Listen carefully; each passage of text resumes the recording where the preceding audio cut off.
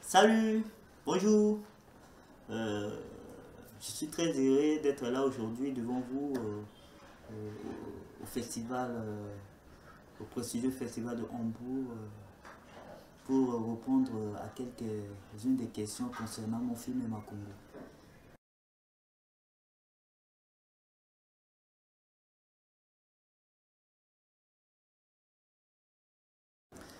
Ma rencontre avec André Albert, c'était en 2017. J'étais parti à Mongumba, dans le sud-est de la République centrafricaine, dans l'idée de réaliser un film sur les conditions d'études des élèves dans les zones reculées difficiles d'accès. Et c'était sur le conseil d'un ami. Et je me suis rendu dans la région. J'ai rencontré plusieurs élèves, filles et garçons, avec plein d'histoires intéressantes. Euh, Celle qui a beaucoup retenu mon attention, c'est l'histoire de André et Albert. Pourquoi j'étais fasciné par leur histoire? euh, Tout simplement parce qu'ils étaient les rares AK de la ville à fréquenter l'école, tant bien qu'il y a plusieurs AK dans la ville, et ils avaient une histoire, un projet plutôt, le projet de scolariser les enfants de leur communauté à l'école. C'est ce qui m'a vraiment frappé et poussé à les suivre dans les processus. Et, et je peux dire que j'ai eu une forte chance de tomber sur eux. J'étais vraiment tombé à pic au bon endroit et au bon moment, et en présence de deux personnages ambitieux, euh, humanistes et vraiment plein d'énergie. Voilà, c'est ce qui a fait que j'ai réalisé ce film vraiment en toute confiance, en toute quiétude. Voilà.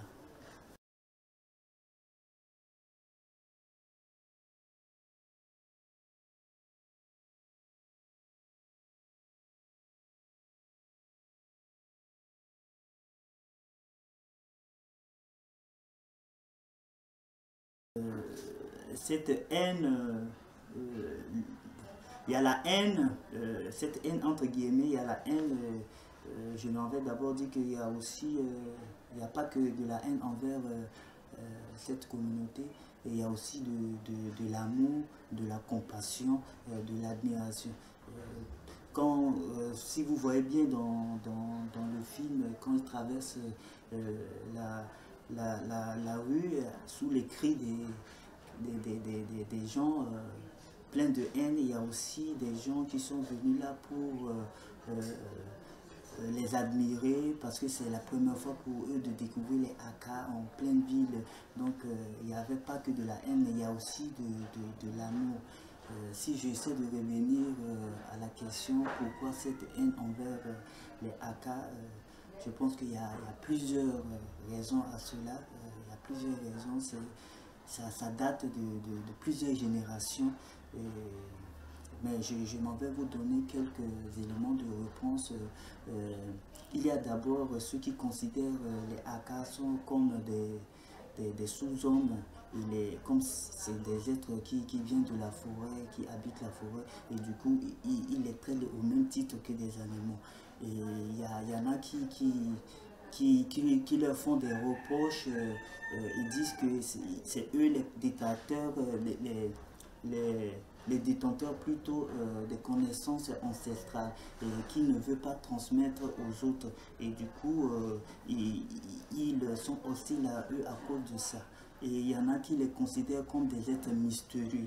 Et du coup, on les diabolise, on les qualifie de tout. Euh, et avec le phénomène de la déforestation, aujourd'hui, la forêt n'est pas ce qu'elle est comme avant. Euh, les pygmées ne trouvent plus assez de réserves. La forêt qui constituait leur réserve, leur garde-manger, du coup, il n'y a plus de la nourriture, il n'y a plus de gros gibier. Du coup, ils sont obligés de revenir vers la population dans les villages, à proximité des villages. Et c'est là qu'ils sont vraiment confrontés au pire de stigmatisation, au pire des maltraitances.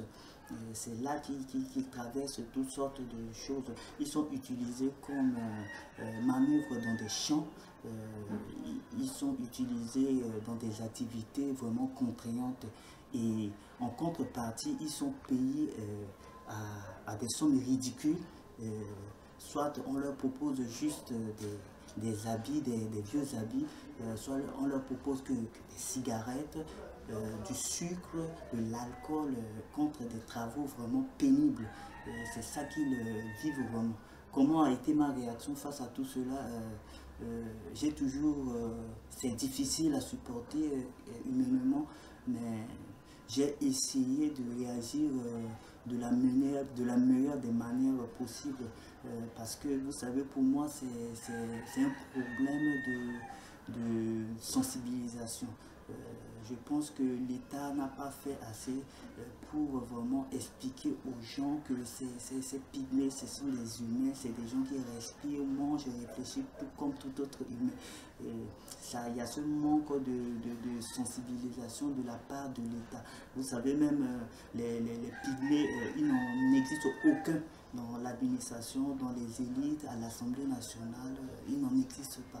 Donc c'est un peuple vraiment délaissé, ils sont abandonnés à leur triste sort. Maintenant, il s'avère que les pygmées cherchent à revenir vers la population. Il est grand temps que l'État prenne ses responsabilités, surtout les ONG aussi, pour les accompagner vraiment dans cette réinsertion parmi la population. Je pense que vraiment c'est un gros travail, et maintenant je pense qu'à travers ce film là, ça pourrait vraiment inciter les autorités, l'État, les ONG vraiment à venir vers cette pauvre population. L'école a joué un rôle fondamental, un rôle central dans ma vie. Euh, Vous savez, la République centrafricaine, mon pays, c'est un pays sous-développé. Le taux d'analphabétisme est très élevé, et l'étude demeure la seule voie de réussite. Et c'est ce que mes parents m'ont transmis dès mon plus jeune âge. Ils m'ont dit de continuer de fréquenter l'école, nous pousser vers cette voie. En l'occurrence, ma grand-mère, c'est elle qui était la première à me prendre la main pour me conduire sur le chemin de l'école, étant analphabète total. Je sais que à côté de cela, sans les études, il y a une tranche de personnes qui parviennent à s'en sortir, à réussir sans les études. Ça, il ne faut pas l'ignorer. Mais je pense que l'école, vraiment, en République centrafricaine, joue un rôle central. Quand je parle de l'école, je pense que c'est un combat qui a commencé dans ma famille, d'abord par ma grand-mère qui m'a poussé vers les études, étant analphabète total. Et c'est un combat qui a mené aussi ma mère. Elle a créé, elle a fondé une association pour aider les jeunes filles analphabètes, désescolarisées, pour les aider à les scolariser, pour les ramener sur les voies de l'école. Et ce combat, aujourd'hui, moi aussi, j'essaie de mener à travers le cinéma, à travers l'écran. Donc, l'école, c'est un combat que ma famille mène depuis fort longtemps, et moi aussi j'essaie de mener à travers les comptes, d'encourager les gens. Quand j'ai vu André et Albert, c'est ce qui m'a vraiment motivé. Ils se battent pour la scolarité des enfants de leur communauté. Du coup, je me dis, c'est vraiment intéressant, il faut encourager ces gens. Pendant longtemps, on a abandonné ces AK, on les a délaissés, alors que parmi ces tranches, il y a des gens intelligents, il y a des enfants intelligents qu'il faut vraiment aider, les pousser aussi. Ils ont aussi droit aux éducations, ils ont droit de réussir, droit de fréquenter, droit de travailler dans les administrations comme tout autre centrafricain.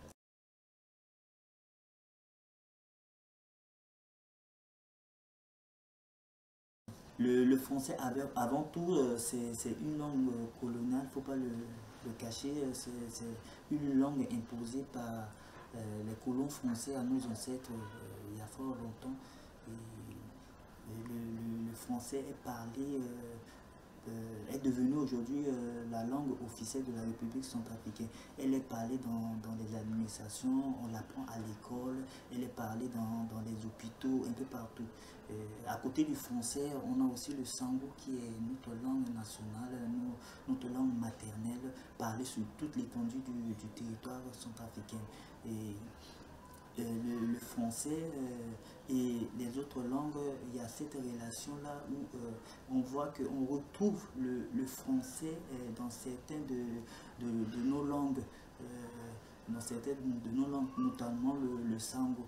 Et même nos mamans qui n'ont jamais été à l'école, qui n'ont jamais fréquenté, ils arrivent à employer certains mots français dans leur patois. Et en Centrafrique, il y a souvent il y a certains mots qui n'existent pas dans notre patois. Donc du coup, on est obligé d'employer le français pour s'exprimer dans ces patois. Donc du coup, même au fin fond du village, on n'est pas étonné de voir des mamans qui n'ont jamais mis pied à l'école employer certains vocabulaires français dans leur parler. Donc aujourd'hui, en République centrafricaine, le français a une forte influence sur les autres langues parlées.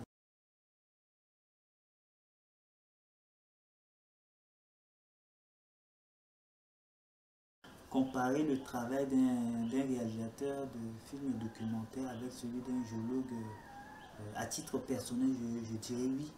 Je dirais oui à partir de mes expériences et consorts. Et je vois que sur le cas pratique, il y a cette ressemblance-là. Si j'essaie de raisonner, le géologue, c'est celui qui part sur le terrain, sur un affleurement, il prélève des échantillons, revient au laboratoire pour des séries d'analyses. Le réalisateur de documentaire de son côté, c'est celui qui va aussi sur le terrain, que ce soit auprès de la population ou autre. Il prend des informations, mène des investigations, revient dans le studio pour faire des bout à bout pour réaliser son travail. Donc je vois que sur ce point-là, il y a vraiment quelques ressemblances, il y a vraiment quelques ressemblances. Je m'amuse souvent même à dire aux gens en termes d'homonyme que qu'en géologie, je travaille sur les roches et également en cinéma, je travaille aujourd'hui sur les roches. Donc en géologie, c'était les roches, en cinéma aussi, c'est aussi des roches.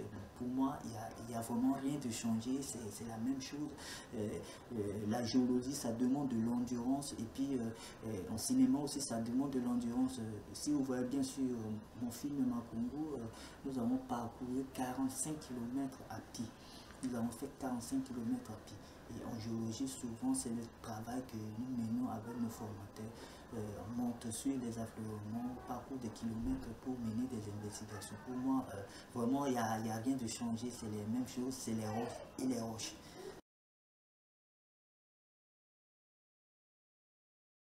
Le goût des chenilles, d'autres questions. Bon. Le goût des chenilles, je serais tenté de dire que les chenilles, elles sont sucrées, elles sont excellentes, elles sont succulentes, elles contiennent pas mal de vitamines, pas mal de vitamines. Non seulement au pays, ce sont les grandes personnes qui en consomment, mais les mamans également, les mères d'enfants, elles les font sécher, les écrasent, font la poudre pour associer à l'alimentation de leur nourrisson. Et cela contribue efficacement au développement des muscles des enfants parce que les chenilles contiennent vraiment beaucoup de nutriments. Le goût des chenilles, ça dépend également euh, comment dirais-je, ça dépend également de la qualité parce qu'il y a des grosses chenilles et des petites chenilles. Si j'essaie de parler, de raisonner en termes de cuisine européenne, précisément de la cuisine française, quand je consomme les chenilles, ça me fait penser aux amandes grillées. Quand je consomme les grosses chenilles, Et donc vraiment, les chenilles contiennent beaucoup de nutriments, elles ont plein de vertus. D'ailleurs, je conseillerais vraiment à mon public, si jamais mon public, si vous avez la chance de visiter mon pays, la République centrafricaine, n'hésitez pas vraiment d'en goûter. C'est un plat excellent, c'est un plat du pays. J'espère que j'ai vraiment répondu à vos questions. Vraiment, je tiens vraiment à remercier les organisateurs du festival, mon public, bien qu'on n'a pas eu de chance de se voir physiquement, mais mon film, vous avez vu mon film, j'espère que vous avez adoré. Peut-être on aura la chance de se rencontrer une autre fois. J'avais eu la chance de visiter Hambourg, juste j'étais dans le bus de passage, mais c'est une jolie ville que j'adore. Peut-être j'aurai le temps un de ces cas de fréquenter. Je vous adore, je vous remercie. Au revoir.